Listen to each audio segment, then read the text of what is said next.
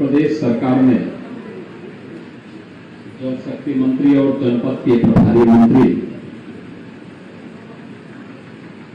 Doctor Mahendra Singh ji, पंचायती राज विभाग के मंत्री चौधरी भूपेंद्र सिंह जी, प्रदेश सरकार में परिवहन मंत्री श्री अशोक कटारिया जी, जल शक्ति राज्य मंत्री सरदार बलदेव सिंह गोलक जी,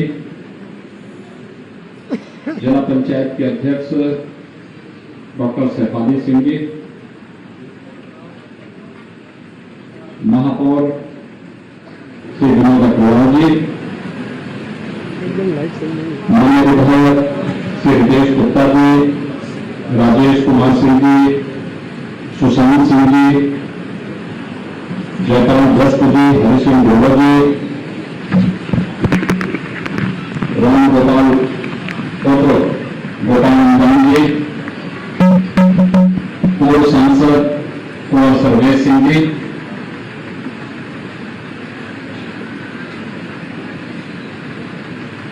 आज के इस कार्यक्रम में उपस्थित अध्यक्ष उत्तर प्रदेश राज्य बाल अधिकार संरक्षण आयोग डॉक्टर विशेष गुप्ता जी, भारतीय जनता पार्टी के महानगर के अध्यक्ष और अन्य सभी पदाधिकारीगण, उपस्थित आज के इस कार्यक्रम में मुरादाबाद विकास प्राधिकरण के अध्यक्ष मंडलायुक्त मुरादाबाद, यहाँ के जिलाधिकारी, विकास प्राधिकरण के उपाध्यक्ष समेत सभी, यहाँ के नगरायुक्त समेत सभी अधिकारी और उपस्थित सभी लाभार्थी भाइयों बहनों, आज का दिन अत्यंत महत्वपूर्ण है जब प्रधानमंत्री आवास योजना और एफोर्डेबल हाउसिंग स्कीम के अंतर्गत यहां पर चल रही 6 आवासीय परियोजनाओं में से लाभार्थी परिवारों को आवासों का आवंटन आज यहां पर हो रहा है। मैं इस अवसर पर इस आवासीय सुविधा का लाभ प्राप्त करने वाले सभी लाभार्थियों को प्रदेश सरकार की ओर से हृदय से बधाई देता हूं।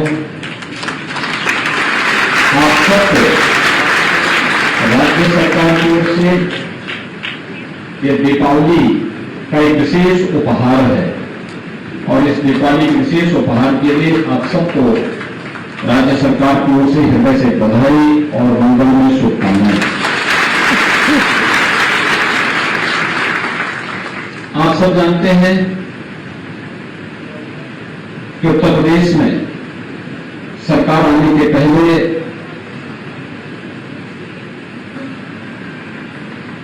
शहर हो या गांव, सामान्य नागरिकों को बुनियादी सुविधाएं भी नहीं मिल पाती थी। कानून व्यवस्था की स्थिति अत्यंत खराब थी। पर्व और त्योहार के पहले लोगों को उनकी आस्था के अनुरूप आयोजन नहीं करने दिए जाते थे। न बिजली आती थी, न चलने के लिए सड़क ठीक थी, न पेयजल की व्यवस्था थी, न स्वास्थ्य की सुविधा थी। कोई भी ऐसा दृष्टिकोण नहीं देखने को मिलता था जिसने पिछली सरकारों ने प्रदेश की 22 करोड़ 24 करोड़ जनता को अपने परिवार का हिस्सा मान करके शासन की योजना का लाभ उन्हें दिलाने का प्रयास किया हो। जबकि केंद्र सरकार 2014 के बाद से लगातार प्रदेश सरकार को ये कह रही थी कि अधिक से अधिक गरीबों को आवासीय सुविधा का लाभ मिलना चाहिए। हर गरीब के घर में उनका व्यक्तिगत शौचालय होना चाहिए।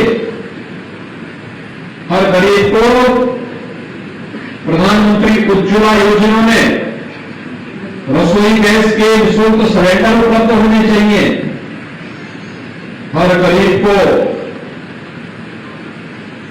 विद्युत के निःशुल्क कनेक्शन उपलब्ध कराए जाने चाहिए। हर गरीब को 5 लाख रुपए की स्वास्थ्य बीमा का कवर किया दिया जाना चाहिए। हर गरीब को फ्री में राशन उपलब्ध कराया जाना चाहिए। लेकिन भाइयों बहनों, केंद्र सरकार के दिए जाने वाली योजनाओं को भी पिछली सरकारें राज्य के अंदर आपको उपलब्ध कराने में कोताही बरतती थी, नहीं देती थी। उनके लिए अपना परिवार ही प्रदेश था। और आज जब नई सरकार 2017 में आई तो हमारी सरकार ने प्रदेश के अंदर प्रदेश के सभी 25 करोड़ जनता को अपना परिवार मान करके शासन की योजना से जोड़ना प्रारंभ किया। और आज इसका परिणाम है कि 1700 से अधिक परिवारों को एक दिन में मुरादाबाद के अंदर प्रधानमंत्री आवास योजना और अफोर्डेबल हाउसिंग स्कीम के अंतर्गत इस आवास योजना का लाभ प्राप्त हो रहा है। मैं इसके लिए आप सबको हृदय से बधाई देता हूं। प्राधिकरण और रूडा के सभी अधिकारियों को हृदय से धन्यवाद देता हूं, जिन्होंने जनप्रतिनिधियों के मार्गदर्शन में इस सुविधा का लाभ यहां के लाभार्थियों को देकर के उनकी दीपावली को और भी अच्छी दीपावली बनाने का कार्य किया है। और ये कार्य केवल मुरादाबाद में नहीं हो रहा है। हमने 2017 के पहले के अंक अगर आप देखेंगे, 2017 के पहले प्रदेश के अंदर 4300 लोगों को भी आवास नहीं मिल पाया था। जबकि 2014 में केंद्र में मोदी जी के नेतृत्व की सरकार लगातार तत्कालीन राज्य सरकार से कह रही थी कि गरीबों को आवास दिया जाना चाहिए, आप प्रस्ताव भेजिए, लेकिन उनके पास फुर्सत नहीं थी, क्योंकि उनके लिए अपना परिवार ही पूरा प्रदेश था और उनको इस बात से मतलब नहीं था कि किसी गरीब का कल्याण हो। लेकिन भाइयों बहनों, 2017 के बाद पिछले 4.5 वर्ष के अंदर हमारी सरकार ने प्रदेश के अंदर 43 लाख गरीबों को ग्रामीण और शहरी क्षेत्र में एक आवास उपलब्ध करवाया है। निःशुल्क विद्युत के कनेक्शन दिए हैं, रसोई गैस के निःशुल्क कनेक्शन उपलब्ध करवाए हैं। शासन की हर सुविधा से प्रदेश के अंदर हर नागरिक को जोड़ने का प्रयास हो रहा है। ये काम 2017 के पहले भी प्रदेश में किए जा सकते थे, लेकिन पहले की सरकारें जनता के प्रति संवेदनशील नहीं थी। उनको तो समाज को बांटने से ही फुर्सत नहीं था और उनकी विभाजन की प्रवृत्ति अभी भी नहीं गई है। कल मैं समाजवादी पार्टी के राष्ट्रीय अध्यक्ष का वक्तव्य सुन रहा था। वह देश तोड़ जिन्ना से इस राष्ट्र को जोड़ने वाले सरदार वल्लभ भाई पटेल की तुलना कर रहे थे। भाइयों बहनों, ये वक्तव्य अत्यंत शर्मनाक है। सरदार वल्लभ भाई पटेल भारत की एकता और अखंडता के आधार हैं, उसके शिल्पी हैं और वर्तमान में प्रधानमंत्री मोदी जी के नेतृत्व में एक भारत श्रेष्ठ भारत की परिकल्पना को साकार करने का कार्य किया जा रहा है। लेकिन आजाद भारत को एक भारत के रूप में रखने, अखंड भारत के रूप में वर्तमान भारत को रखने का श्रेय अगर किसी को जाता है तो वह सरदार वल्लभ भाई पटेल को जाता है, जो पूरा देश लोगों को उसके रूप में मानता है। लेकिन तो उनका वो विभाजनकारी मानसिकता एक बार फिर से सामने आ गई, जब उन्होंने सरदार पटेल को जिन्ना के संपर्क से रख करके देश तोड़ जिन्ना को महिमा मंडित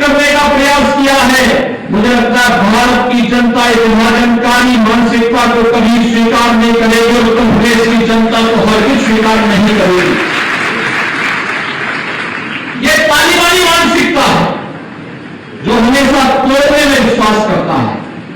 पहले सामाजिक तालिबानों को जाति के नाम पर और तमाम अन्य वादों के आधार पर तोड़ने की प्रवृत्ति, और जब अपने मंसूबों पर सफल नहीं हो रहे हैं तो महापुरुषों पर लांछन लगा करके पूरे के पूरे समाज को अपमानित करने का प्रयास हो रहा है।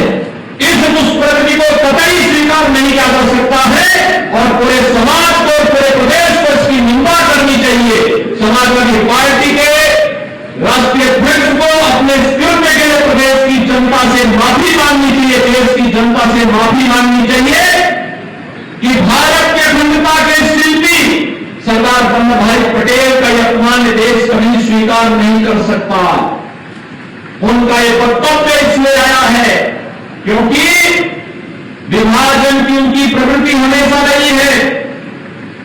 वे चाहते ही नहीं थे किसी गरीब को मकान मिले, किसी गरीब को शौचालय मिले, किसी गरीब को रसोई गैस का कनेक्शन मिले, किसी गरीब को बिजली का कनेक्शन मिले, किसी गरीब को 5 लाख रुपए की सहायता स्वास्थ्य के लिए बीमा कवर मिले।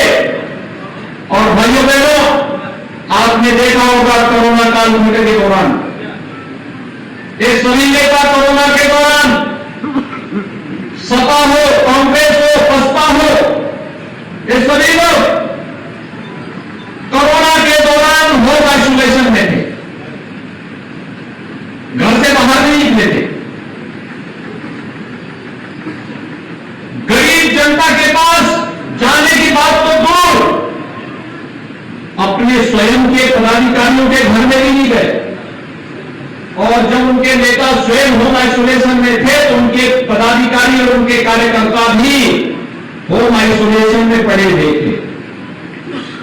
भाइयों बहनों, ये होम आइसोलेशन में पड़े हुए इन राजनीतिक दलों के नेताओं को चुनाव के दौरान भी होम आइसोलेशन में जरूर भेजना, क्योंकि जो आपकी संवेदना के साथ खड़े नहीं हो सकते, आपके सुख में आपके साथ आपको बधाई नहीं दे सकते और आपके दुख के साथ आपके साथ अपनी संवेदना नहीं बोल सकते, तो फिर वे इसी प्रकार से गरीब को, वंचित को, दलित को, अति पिछड़े को, समाज के हर एक तबके को, वो किसी जाति, किसी मत, किसी मजहब का क्यों न हो, उसकी पीड़ा के साथ कभी खड़े नहीं हो सकते। और ये होंगे भी कैसे? क्योंकि इनकी प्रवृत्ति तो हमेशा गरीबों की संपत्ति को, व्यापारियों की संपत्ति को हड़पने की रही है। इनको पीड़ा इस बात के लिए नहीं होती थी कि किसी गरीब की संपत्ति को कोई माफिया कैसे हड़प रहा है। इनको पीड़ा तब होती है जब प्रदेश सरकार किसी माफिया के द्वारा हड़पी गई जमीन पर बुलडोजर चलाने का कार्य करती है, तब इन नेताओं को बुरा लगता है। लेकिन भाइयों बहनों, 2017 के बाद प्रदेश सरकार ने अपराध और अपराधियों के प्रति जीरो टॉलरेंस की नीति के साथ कार्य करना प्रारंभ किया। एक तरफ अपराधियों के साथ सख्ती के साथ निपटने का कार्य, प्रदेश में कानून व्यवस्था की सुदृढ़ स्थिति, सुरक्षा सबको, आस्था का सम्मान सबका, लेकिन शासन की योजनाओं का लाभ भी सबको, लेकिन कानून के साथ खिलवाड़ करने की छूट किसी को नहीं। और शासन की इस व्यवस्था का परिणाम है उत्तर प्रदेश तेजी के साथ हरेक क्षेत्र में आगे बढ़ता हुआ दिखाई दे रहा है। मुरादाबाद इस मामले में अनेक हिस्से मायने रखता है।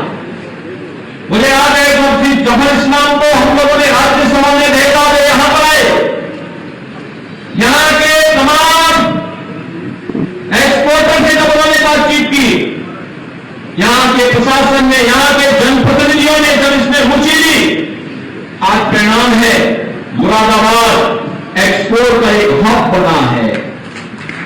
यहां का ट्राइसाइकिल आज देश और दुनिया के अंदर उसकी एक नई पहचान है। लोग आज मुरादाबाद को छोटी बड़ी बातों में तनाव होने वाले जनपद के रूप में नहीं, बल्कि अब जनपद मुरादाबाद एक प्रगतिशील जनपद बनने की ओर अग्रसर है, जो विकास की मुख्य धारा के साथ जोड़ करके हरेक नागरिक के जीवन में परिवर्तन लाने की पूरी बड़ी प्रतिबद्धता के साथ कार्य कर रहा है।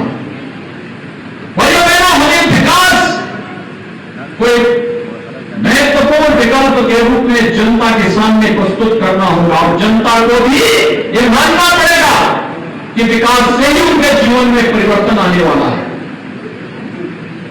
ये विभाजन की रेखाएं खींचने वाले लोग आपका कल्याण नहीं कर पाएंगे। अपने परिवार के हितों के लिए सब कुछ करने वाले, प्रदेश के संसाधनों में लूट मचाने वाले लोग प्रदेश का हित नहीं कर पाएंगे, जनता जनार्दन के का हित नहीं कर पाएंगे। और इसीलिए आज जब मैं यहां पर आया था प्रातःकालीन सत्र में, आपने देखा होगा 72 पुलिस अधिकारियों का सफल प्रशिक्षण के बाद हम लोगों ने उन्हें डिप्टी एसपी के रूप में नियुक्ति अभी दी है। थोड़ी देर पहले उनको नियुक्ति भी प्रदान कर दी गई है। ये 72 पुलिस अधिकारी उत्तर प्रदेश पुलिस में जाकर के अलग अलग स्थानों पर प्रदेश के अंदर कानून व्यवस्था और सुरक्षा का एक बेहतर वातावरण बनाने में अपना योगदान देंगे। तो दूसरे कार्यक्रम में मुझे आना पड़ा है। दीपावली के ठीक पहले इतने बड़े पैमाने पर यहां पर आवास योजना का लाभ उपलब्ध करवाने का एक कार्यक्रम अत्यंत अभिनंदनीय कार्यक्रम है और मैं इसके लिए आप सबका अभिनंदन करता हूं, आपको बधाई देता हूं। भाइयों बहनों, आप अनुमान कर सकते हैं 43 लाख परिवारों को आवास पहले भी नहीं मिल सकता था, पिछली सरकारों ने नहीं दिया। लेकिन हमें जैसे ही मिला, आखिर ये 43 लाख आवास प्रदेश के अंदर किसी न किसी गरीब को, किसी न किसी वंचित को तो मिले होंगे। ये आवास पहले क्यों नहीं मिले? ग्रामीण क्षेत्र में 1,20,000 रुपए, सामान्य जनपदों में 1,30,000 रुपए, नक्सल प्रभावित जनपदों में 12,000 रुपए शौचालय के लिए हद से और 90 दिन की मनरेगा की मजदूरी के बराबर राशि भी उस परिवार को उपलब्ध करवाई जाती है। लगभग 1.5 लाख के आसपास ये राशि पड़ जाती है। और इसी प्रकार से शहरी क्षेत्र में प्रधानमंत्री आवास योजना के अंतर्गत जिन लोगों के शहरी क्षेत्र में आवास बन रहे हैं, जो स्वयं अपना आवास बना रहा है, सरकार उसे 2.5 लाख रुपए दे रही है। लेकिन जहां पर एफोर्डेबल हाउसिंग स्कीम है, एक आवास बनाने में लगभग 6-6.25 लाख के आसपास का खर्चा आता है। जमीन हम लोग उसको उससे अलग कर देते हैं इसकी कीमत को कम करने के लिए, और उसके बाद 4.5 लाख का आवास पड़ रहा है। और मैं धन्यवाद दूंगा विकास प्राधिकरण को कि 2.5 लाख रुपए प्रधानमंत्री आवास योजना के साथ और शेष जो 1.5 लाख रुपए है, ये 1.5 लाख रुपए इन्होंने अपनी ओर से अनुदान के रूप में उस लाभार्थी को देकर के उसके जीवन स्तर को उठाने का प्रयास किया है। एक अभिनंदनीय पहल है। मेरा प्रयास, हमारा प्रयास होना चाहिए। हमें उन मलिन बस्तियों के पुनरुद्धार की कार्रवाई को आगे बढ़ाना चाहिए जहां पर लोग आज भी बड़ी दयनीय स्थिति में रहते हैं। वहां पर हम स्कीम बनाए, अभी राज्य सरकार ने इसके लिए पॉलिसी बनाई है। उस पॉलिसी को एक और जगह अगर हम लागू करेंगे तो आप देखेंगे कि हर व्यक्ति को अच्छा आवास मिल जाए, शौचालय मिल जाए, रसोई गैस का कनेक्शन मिल जाए, बिजली का कनेक्शन मिल जाए, 5 लाख रुपए का बीमा कवर मिल जाए। तो मुझे लगता है कि उस व्यक्ति के तमाम खर्चों की बचत हो जाएगी और वो व्यक्ति स्वस्थ रहेगा। एक स्वस्थ व्यक्ति एक स्वस्थ समाज के निर्माण में योगदान देगा और एक स्वस्थ समाज एक सशक्त राष्ट्र के निर्माण में अपना योगदान देगा। भारत को एक भारत श्रेष्ठ भारत की प्रधानमंत्री मोदी जी की संकल्पना के ऊपर आगे बढ़ाना है तो हमें एक भारत श्रेष्ठ भारत की परिकल्पना के रूप भारत को आगे बढ़ाने के लिए एक एक व्यक्ति के स्वास्थ्य पर ध्यान देना होगा। और स्वास्थ्य पर ध्यान किस रूप में दिया गया, आपने कोरोना कालखंड में देखा होगा। भाइयों बहनों, सबका टेस्ट फ्री, उपचार फ्री, गांव में मेडिसिन की वितरण की व्यवस्था फ्री, मैं निकाल के लगाता हूँ सर। और इसके साथ ही राशन भी फ्री। लगाए हैं सर, खूब माइक लगा हुआ है। राशन फ्री के साथ सबको वैक्सीन फ्री में वैक्सीन। उत्तर प्रदेश ने 13 करोड़ से अधिक लोगों को वैक्सीन अब तक दे दिया है। फ्री में वैक्सीन। प्रधानमंत्री मोदी जी का आभार, क्योंकि उन्होंने फ्री में राशन भी दिया है और फ्री में वैक्सीन भी दिया है। फ्री में उपचार की व्यवस्था दी। मैं मुरादाबाद को कोरोना काल घंटे के अंदर 2 बार आया था और तब भी हमने यहां की व्यवस्था देखी थी। युद्ध स्तर पर हर जनप्रतिनिधि ही लगा था, युद्ध स्तर पर प्रशासनिक तंत्र लगा था, हेल्थ वर्कर्स लगे थे, आंगनवाड़ी, आशा वर्कर, कोरोना वॉरियर्स, पुलिसकर्मी, सफाई कर्मी, ये सभी लोग अपनी जान की परवाह किए बगैर एक एक जनता की जान को बचाने के लिए लगे हुए थे। जब ये भाव आएगा तो हम लोग हर व्यक्ति को स्वस्थ होने की उस कामना के साथ आगे बढ़ सकते हैं जो भारतीय मनीषा ने हजारों वर्ष पहले कामना की थी कि सर्वे संतु निरालया, यानी सबके सुख की कामना के साथ जब ये कामना होती है, सबके स्वास्थ्य की कामना, निरोगता, आरोग्यता को प्राप्त करने की कामना के साथ जब ये कार्यक्रम आगे बढ़ते हैं तो कोरोना जैसी महामारी भी आपके उत्साह, आपके उमंग के साथ परास्त होता हुआ दिखाई देता है। भाइयों बहनों, दीपावली आ रही है और दीपावली के पहले कोरोना जैसी महामारी पूरी तरह समाप्ति की ओर जाना उत्साह के उमंग के साथ परमात्मा और ईश्वर की कृपा के साथ जुड़ती हुई दिखाई दे रही है। इसलिए आज प्रधानमंत्री आवास उपलब्ध कराते हुए मुझे आप सबको बहुत प्रसन्नता की अनुभूति हो रही है। मैं इस अवसर पर आप सबको बधाई देता हूं, अपनी शुभकामनाएं देता हूं। दीपावली की ढेर सारी बधाई और मंगल में शुभकामना के साथ अपनी वाणी को यहीं पर ध्यान देता हूं। धन्यवाद। जय हिंद।